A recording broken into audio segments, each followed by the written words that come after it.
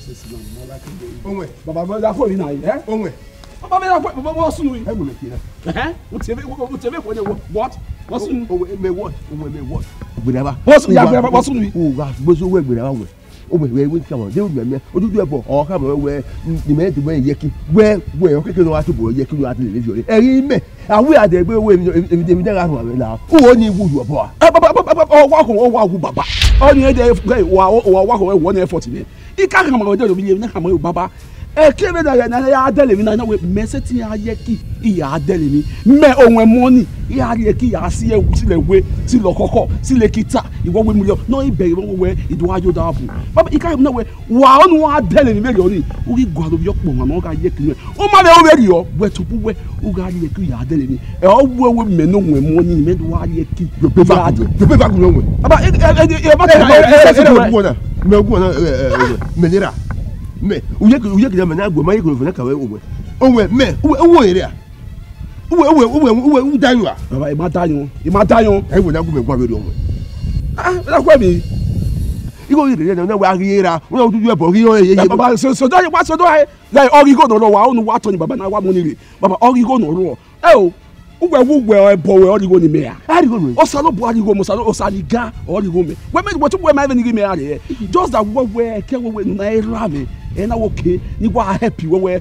ugba woke are we na very high ugba woke are ni do are mi no we ya mi no ya are bai wo ni ba eru we we maybe we ebo we oni origo ni me origo me yaro o ne yaro yaro baba we maybe go no do akoncho do akama we onwe e keke no ahia e keke no wona baba ga gugu yo saban yo saban mi ye bon wega to we ya hia e do le gbeta la no na era me ina nwa la baba ni se o onwe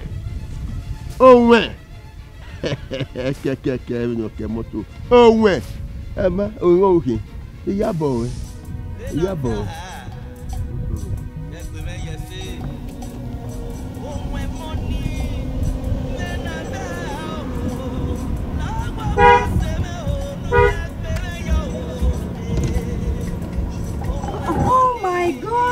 Oh my God, only day na. Sagwe. Onwe. Osagwe na he. Onwe. Yes, onwe na. Eta me we in Nigeria na. Of course, in Nigeria, I we begging now. And me ya okay baba. I will travel out of the country in many countries. Oh yes, no matter what, you know. I was in Malaysia, I work with tourists in Malaysia, from Malaysia, I don't live like UK. Oh. From UK, where I did Nigeria. But I hear me are you serious? I'm telling you. From Malaysia to UK. Oh Maya. You not try for this one at all. Maya. Oh Maya na. So onwe, uwe ke traveling. Umao we wonu we to go along. Oh, we reach out we calling. Matter when not see a business, you know, eh? Import time again. I'm into business. Any year see I me we me get really on here. Maybe wait till buy me marry to go along me. I'm still surprised. Come on, imuni bata no we. Oh, we had the motor now. Come on. Oh, we are travel out of the country. Hey, come on. Right? You when they should make kaya. You come we am into business. It will import time. Aje, we no yasu no me to be me so osano bo awe. Osagbe mo lui. You are really doing well. Of course I'm doing well, as you can see. Yeah, this is one of my cars. One of your cards? Yes, I'm telling you. This is we are also do that way. What you but I have a lonely road in why? Hey, and you're going my way. Sure. That way people may drop you. Ah, so great.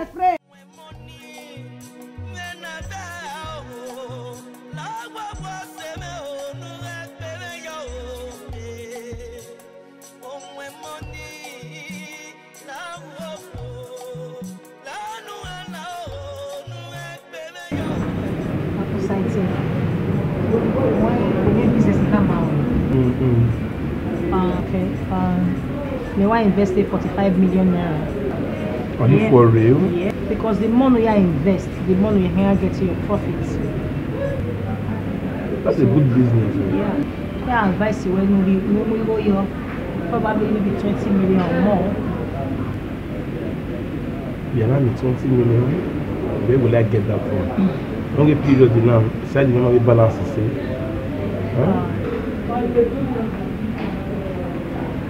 You understand? But just try your best because not to waste time. You're going to finalize it, so you might not miss this opportunity. Just try your best. No problem, sir. Let me see what I can do. Then I will get back to you. Well said for the idea. I really appreciate you. No, voila. What I really. No problem. Mama.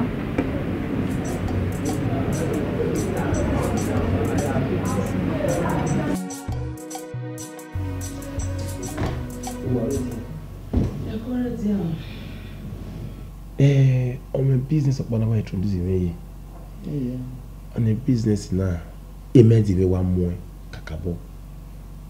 So, on need na invest in so that I will me go be so salary maro. Bini tabe deri oni na lao na nutona akakyo. Emi ya be dijo business now meant me one more. Emi ya go be dijo be dey times 5 bit to be so we now we need to time as my wife. So emoto ni magi we na kiri wewe emoto ni hisaloboa o to pa keka ni be mi ewo bowe wu gegbe oko mejo o ko wu ka lo bowe odo ni re ma dejo no we lo bowe re egba enu e o abi bi e ko ni nu we mu no wo yi betami ya we ni abe gba ni mi kere we ri nu isha amo panu a saloboa la o me mo understand the way ateme ego ni bank ye we ateme we was mo pa yo it's for our benefit ma gbogbo eta na isha gbebe ya ne ya we ya ne ya iya iri enu una setiri bounce back delenia gedeme opa keka no wasi mo bona osemo I magriti very o hene ni wa me na ovon ma o edeme denia. Just listen to yourself. Daniel we no tabu no. Oto ni denia. We me suma me doto no ma. Ime tawo do. Won ko na re yo wa ni ozu. Oni ewe. Mata no. Obeto wo to na o oni eti sunu. Eko we e no pa ke kan wa ni.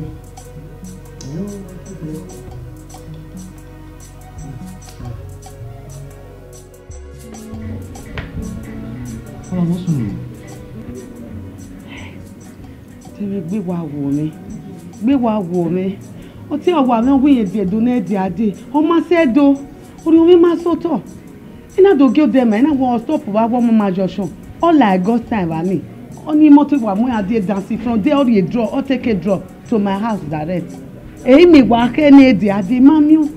ní ẹ̀jẹ̀ wá adé. máa ìwọ̀n èmi sunu dà ẹ́ o àti tó mi ẹni à o Fúlàní x-men náà o ìmá ẹ́ máa ìwọ̀n yeye. Ayo, we may call a canoe powder when we have fun. You know, here, but some powder. My ye. Sister, we never have time. The work could do it. Every I say, Aronio, the what he laughed. Oh, well, no, about. But so I baby, mom. But so you have to be, but you can be after me after you. What the last, you never may believe well. A boy or a burowa. But what you not can I fear with the or what will me? Okay, but friend, wait, okay, Donny, or my area do there, amount there. Only have your muffin men. Guess they are men. Facebook, Twitter, Instagram, everybody for Freddy. Our real table Donny, but so I'm ready to for Freddy at the one. We want to watch to see. Kudure stami ya kafe mai chano kudure boso to roka na iware rewa be ware we do wa po o ma just be serious for once ya so just buy o ma egbe e no je me ya we no je we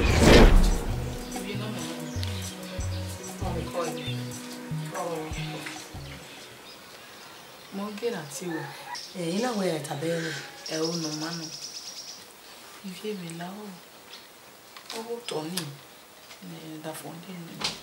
Now, Gaffy, we are to come. Oh, have money. Oh, we didn't so near me now. Now, we may. No, you solve a problem. The work by me can't even walk you. Anything you go away, so. You may have meeting young Molly by me. Now. What am I getting? No. Or you get your girl in the cake with 1 year kit, mamma. You go, you could. I don't want you low BJ Mary. I may get by. Ah, Saloba. If not someone bought someone, no. So, Mommy, the only landed property in one year going. I mean, you can't know what you allow. Nimu ne oke oke le wa mo mi go ba no ya la e o abi le ni ko ya ne ga no ga vele le be ni na wa ni na titi iyan iwo be na o ki ko wa wo be buyan ni abi ri jopo ne iso abe mo be temi ni ya iyan ma ri go ni ya wo be buyan ni abi jopo ne ke mi na gwa we o yi o ma ai me sa lo bua o la o mi e mi ami o ko wa o ko do lo wa si la o je la o ha metala you got take care money ni ya de nu go kan so no na mata no e wo je me na magele order for me o mo pe ni ma we gbaro wa 419 o pe ni me no me ni scam down no o wa ki o ni me go amomi go ba ni o da gele wa wo gbe temu wo gbe mi e wo wa o gbe ti fi e o pun opa ala e mata ije o e ma wo e o ni tete gba ega wa temi o be ni me ki o to ni mu ne o oni e ti gba na e were ije o we okay yin ma ri mo ho wa yin na go godo mo na o yin mi no mi ne no do atu de la o wo no go do o na mi ide de be ga be una e ma mu mi right na una ge o ma mu ne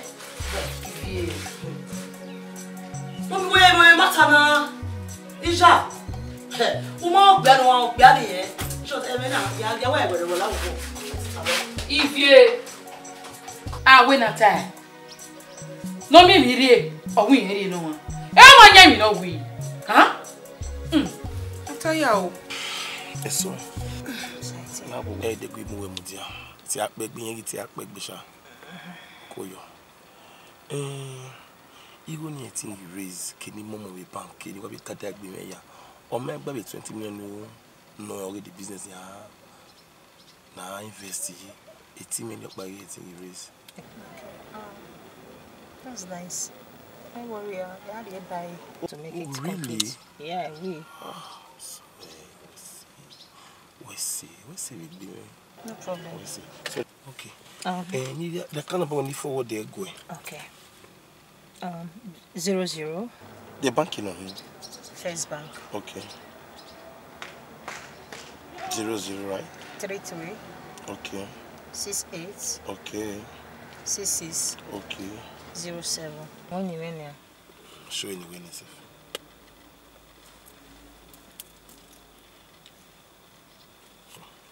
Oh, okay, no problem. Yeah, complete. Okay. All right. You take good care of yourself. Okay.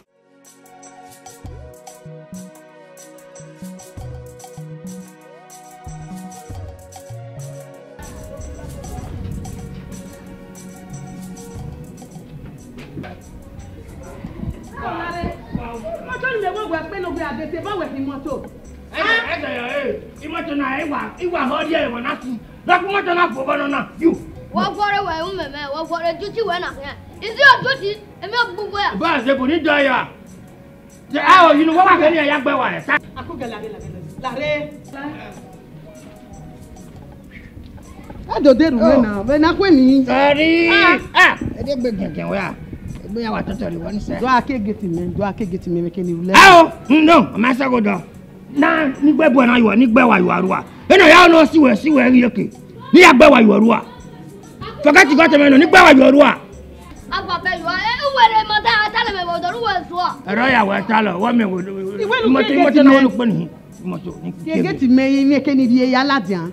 Make you good. Oh.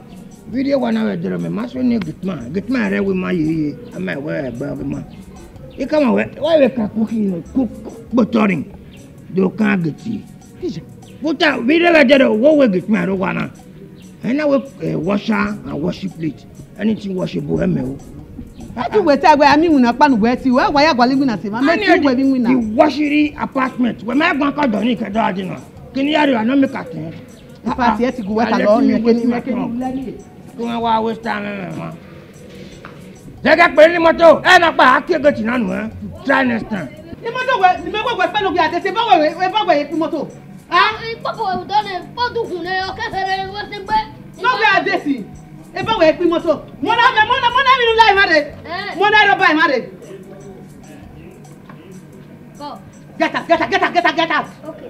Go.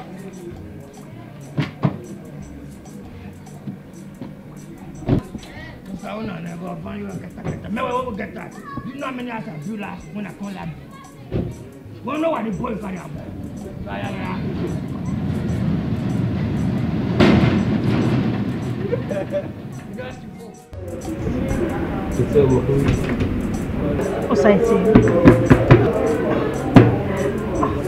Thank God to be me away.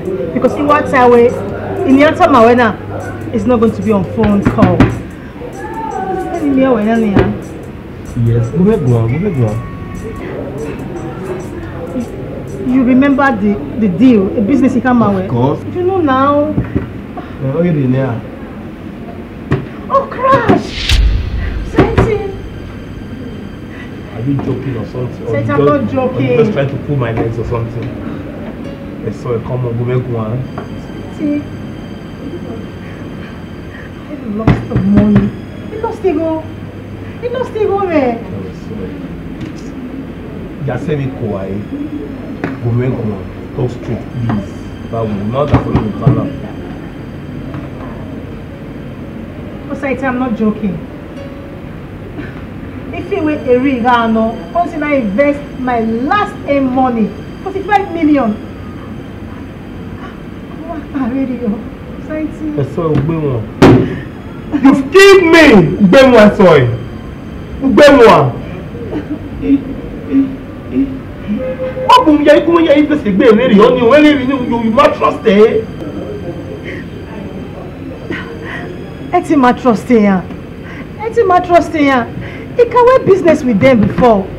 I've been working with them for long now. What go let them go guy? But he might not know now. Oh! Baba. I also lost my money too. Wow! Eso! Imo wa we new year, imo wa mo there. Just to achieve that money, make it out again. They have the business. Eso egbe mo. Eso egbe mo. Be a careful. Please. Si wa wu. Ìjọba ya mo go be bank. Ọ̀pọ̀. Ọ̀nà wa mi e wo be wa luka papa. Be a careful. So who make me?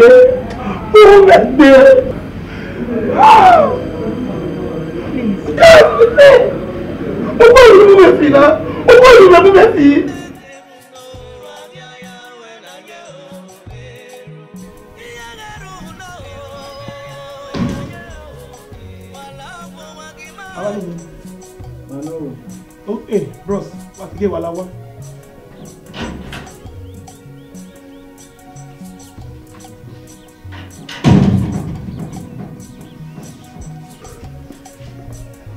Vamos a vamos.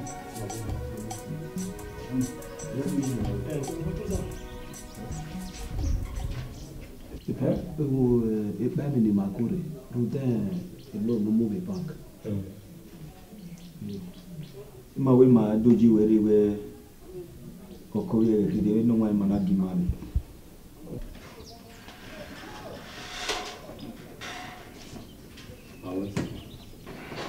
anyway what we say you expect it okay problem me there ya do management of wa all right go man.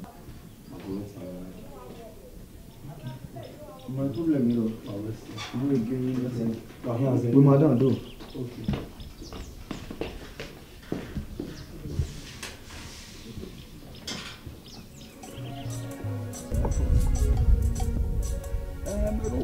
So papa ni me wala jan wo gwa na ni.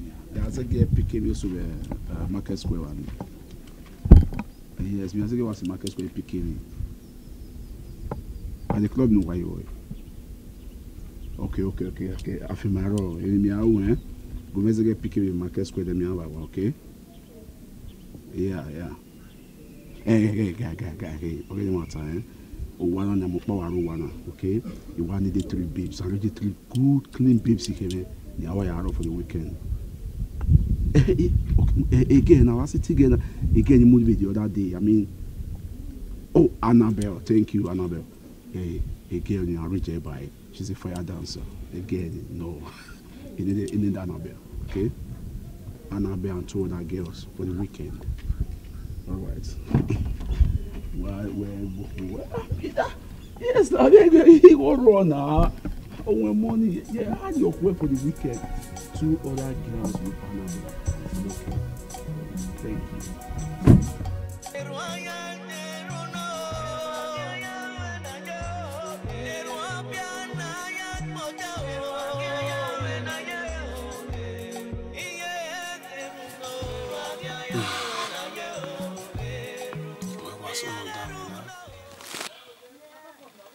Me yasi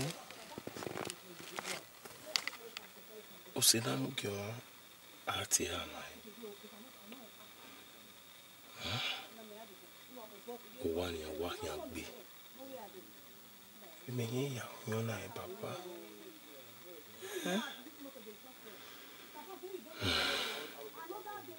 o salopo bo vere wo pa ke ti gwa me de bi ni jina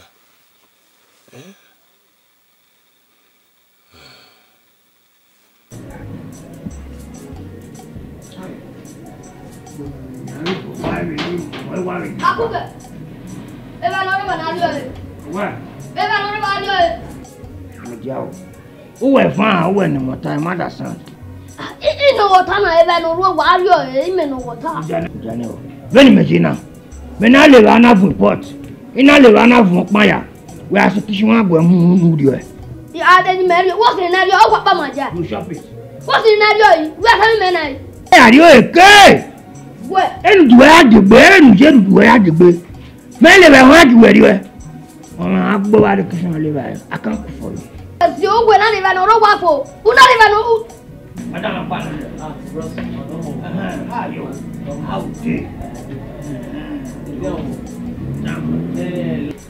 la sister wa. Okay, madam, madam wa. Again, ba. David Goneki. He saluba. Me ati mu dia koya ki Nigeria. Ori mi ga bi wa ndi mu ja ka ba. O ije mo te gi mo ge o ni te ri mi na o te ya mere man la. Akori wo ga. We are you one ni goma. Ni me ari ogwa. Come on up that thing what it is. O be wa za o. E ya fi bole le po we ni godi. Ina we very here one cook. No na we me na. Can you imagine? Ari wo me won atemi go. Iwa atemi go wo kwa ni meje. Forget that thing. You can't be like this so. Mama say no season na wa. Ati we on the kita on one. We on the kita fnya we. I do be back in your picture. Come this ni go le. La wa bari ko. La o ruta me la wo. O we se. Uwe ni me na bi. Ni ri go no we die. Come here, no waka waka. We worry ada no no we. We worry madam re mi ata me. Madam we no. E madam no nya kwa no. No mana yo ni yo no. We pa yo ni yo. Ku ga gbon. Me gba le ni me ya iwa na hin o bi ma temi madam. Wa you were ahun we. O wa ni aye woku. Woku na travel na ban. Ga bi mo nya wa na. O me wa la ro. Sisi wogu we ma ri we to.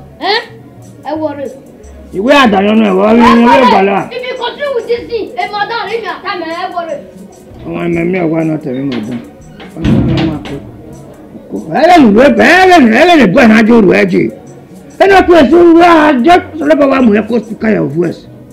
Echo speaker. Yà á pa yà á jẹ speaker ni yọ. Àwọn fìtà switch it off.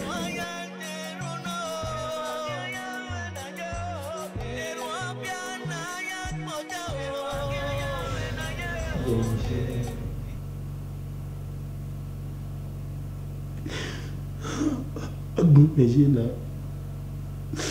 agbon meje na Ọlọ́run mama se me Ọlọ́run mama se me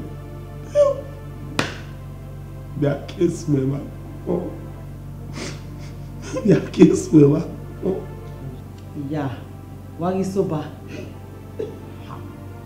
na ya mega atamu gwele ne gero na amule o wo kan we ma ina atamu we gbe no mo na gbogo we je gbe wa na sale lo ehia ya bi go ninu we ga azele la bi beki ko ni ibe ko nuri eme do ga me fo pon we ga ri eji be na mi sunu na oni o te gwa were mo o we bi ata unu we ya agbegbe yese ne amare ne me here ti are mo no e banki owa okunyogen ya ne so be here ti are ma na do ku ibe meju owa so yin akere emi ni igi ya resetili ye ko wa ni ipa emi o pa ni me wa gogo jiwo me ti li ye ke mu me mi ti wa me ni hioto o to pa ke kan we ro me yeke iti wa ke we se weda o ima mu enwe fo eyibe na modia me woni ya wa ya kwe ni de no ge izegwa ame na ni mere wa na ya ko we ni do sugbo me sikoda we me back here do ye disgrace na we so ji if we are pass me iya we me ye ni metana we oni me go la ugu ija ye kibe we bege na we are pass me ye kibe we gi bege ija me vere ba me we ya to ya makata ma wo me now ma pa wo ge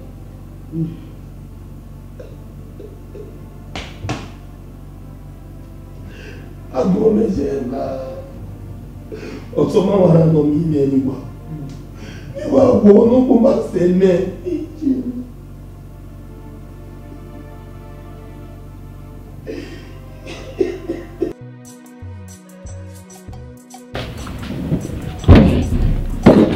bọ́ ọmọ mi.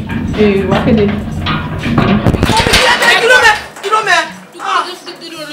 ọmọ ẹsẹ̀ tí ìwé làwẹ́rẹ́. lọ́wọ́rẹ́ wà ní. adéwọ́ta fún ọ àwọn ọmọ ẹ̀hán wẹ̀ for better for worse. You be there. Mommy, let's call your own. If you I water for go to your husband's house, water for me now. Okay, mommy, that will work. I came in the color one and now. Huh? Don't want to lie. Unye, where my go? If I tell you me yemen arema. If I tell you me arema, where you tell what you mean. Mommy, I know I must see no judge I must see Bah. Wanna do more. Other one you hen 1 year or me. My place 2 months the man may hope I don't like my dear. Maybe want me already turn in there. Now I don't water. Oh waterfall if you are waterfall, better not come in. I don't go me.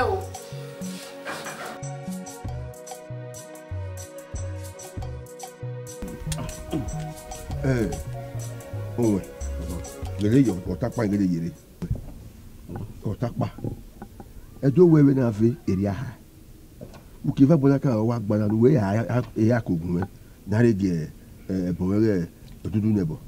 Ima so mari, o na do aye were o teka we ni were na. Ukiva bonaka. E won go wori de, o merire de. Awa baba egwe igo mala ngo. O weta na ne wo we ukiva oyi ni mairi do mebo. Ori mebo uke ha gbaraka oyi na. Ah me biva na ma ya kan go. O go na. Igo ni me expect kege ni ade. O ma so mo bo. Opa be so mo bo na iya re do mo mebo mo me o we wa wesi. Ogbe mi magi mi e ba wa we ni we. Ya ma gbegbe won. Ya ma ye gbe me hin go ni do le nebo. Ade gi ave hu. Baba anytime ni go ya ri go avire ya bi do puri mo me. O ma re ra je di o. Wala wo pa. O go na. Ina ya be setting. Ija. De no bi ah. Why you ni ha boy? O ma ye ma kokko ese a. Ogbe ma mi ele ni gbegbe me wa ni gbegbe hi wo a. Na me baba la wo etu ma ni wa ya gbegbe ne bo e le.